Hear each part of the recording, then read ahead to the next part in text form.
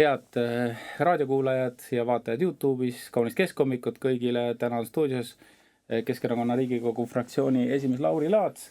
Ja Lauri, te käisite just valitsusega kohtumas ja arutasite, et kuidas siis seda Eesti elu ikkagi paremini korda saada. Ja ma saan aru, et lahendus on leitud.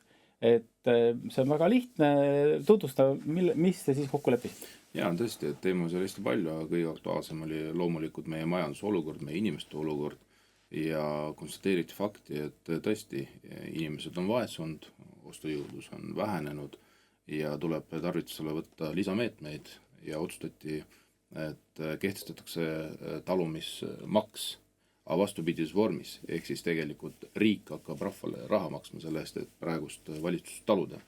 Et see ei ole midagi erakordset, sellepärast on ju erinevate rajatiste puhul samuti ju kohalikele kogukondale taluvusmaksuga makstud ja ette nähtud. Nii et praegu võetakse suund ja ma loodan, et siin lähikuudel jõuab see seaduseelnõu meile ka Riigikokku. Kas te leppisite kokku ka, kui suur see talumistasu hakkab olema ja kas need, kes on rohkem rahulolematud, saavad siis vastavalt ka rohkem?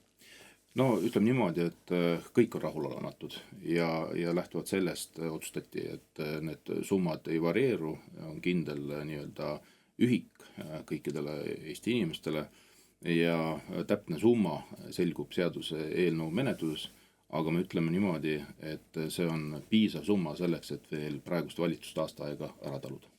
Suur tänu!